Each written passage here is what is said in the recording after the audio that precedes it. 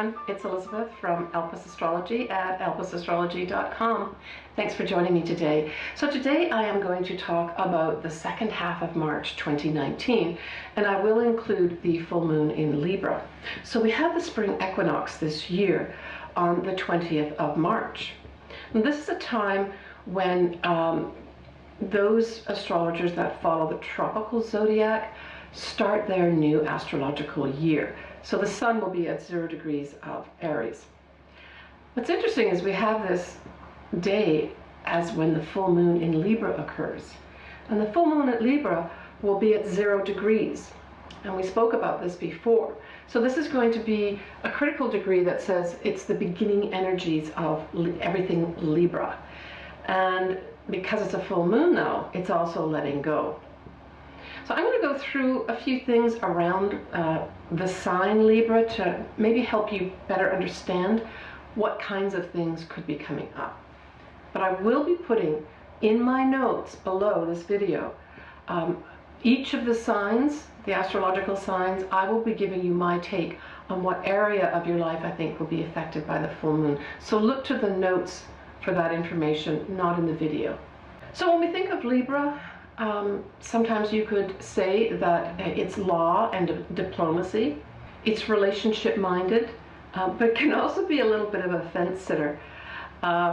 It's involved with beauty, love, our values, and the money that we make. When we look at the glyph for Libra, we see that it looks like a setting sun.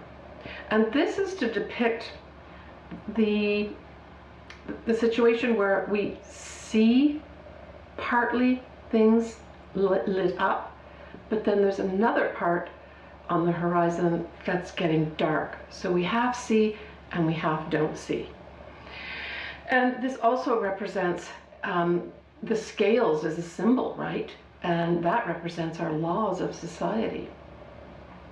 When we look at the word Liber, which is the Latin word for Libra, it actually means book. And of course this then lends itself to the idea of going by the book. But because we've also got love here involved, love is really the ultimate law. Some of the important themes around this full moon will be the fact that the sun, just having gone into Aries, will be conjuncting Chiron. And Chiron, the wounded healer, has just gone into Aries too. So this will be opposite the moon, because at a full moon we always have the sun and the moon in opposite signs. So the moon will be in Libra, and it will be opposite this transit of the sun and Chiron. I think this really says that we could have opportunities to express how we want to heal, and in the collective this may turn up as, well, how do we as a society heal people? And so this could reflect back to how we treat patients, so the hospitals, the nurses, the doctors, and any of the staff. All these could be coming up for a review from the standpoint of we all need individual care, and the individual has every right to ask for that care. So sort of things around that are going to be popping up around this full moon, and certainly to do with our health and healing will be big, but the emphasis being on we have a right to individually ask for our own individualized way of having medicine or health care given us. The other thing that will be important is that this Libra moon forms a quincunx to Uranus, and Uranus has just gone into Taurus. It's all new energy. So here you will be asked to incorporate the element of surprise as it affects you emotionally. Is it going to be a fun surprise or a not so fun surprise? That I cannot tell you.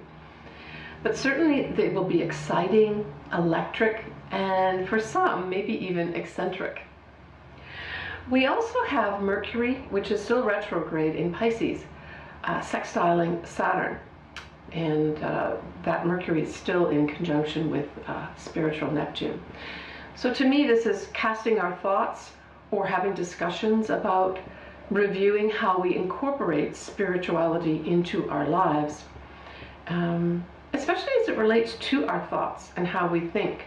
So this is, how do we communicate with that power that is higher than us? It's not outside us, but it's an influence that is higher than what we are as a human. But it's something that we can incorporate into ourselves. And much of the teachings that are out there suggest reading for sure about it, but the actual exercise involves you and your thoughts and bringing in an element of spirituality into your life. So this could be you literally going into meditation, maybe taking up something like a book or an audible book of Eckhart Tolle's. I've got a number of his books on Audible and absolutely love it, that I can plug it in any time and listen to his teachings. You may find something like that very useful.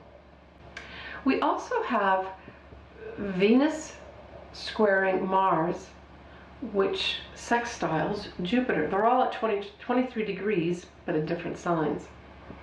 And I think this says to me that there could be some opportunities for relationships that have been maybe held back for some reason, whether by choice or by circumstance, or that they've just missed each other and not met. Because this is tied in with the full moon in Libra, and Libra is all about relationships, that's why I'm thinking this. For those that are at the end of their tether in a relationship, this is going to provide you the opportunity to release yourself from the relationship. We also have Mars forming a quincunx to Jupiter, which, and this quincunx, this Mars quincunx, not only trines Saturn, but it also trines Pluto. Whew. So this is a strong influence too. So Mars is all about energy and putting action in place. So there are going to be those individuals that want to take action with regards to transforming our structures. And in particular, we're talking about structures, say, around government or politics. So there may be some very strong individuals out there that we hear in the press or on the news, on the TV, with regards to really pushing for some changes. And I suspect these are much needed changes in government and any structures. So the Pluto part of it is saying transformation, the Saturn part of it is saying the structures, and then the Jupiter is giving luck and expansion with those ideas. We'll also have Jupiter quincunxing the north nodes. There's a lot of quincunxes going on. It really is, it's kind of like a sticky wicket, if anyone knows what that means, and those that don't, I'll explain. It really means that it's something that you've got to deal with, but it's not necessarily kind of easy to deal with, and it can be annoying or maybe even worse than annoying, but you still have to incorporate it. So with Jupiter expanding the north nodes, and it's a strong influence, by the way, it's saying that we really have to take natural law and the truth, right? Jupiter represents the truth and natural law, and somehow incorporate it with our destiny as mankind. The north nodes in Cancer represent our destiny for right now, but it's for all of us, the collective. And this is a strong influence. So we also have Pluto obviously conjuncting the south node, and I would say here this is just going to add extra emphasis to letting go of things like structures that are just not good for us. So this will be on an individual level as well as on a collective level, i.e. all of mankind.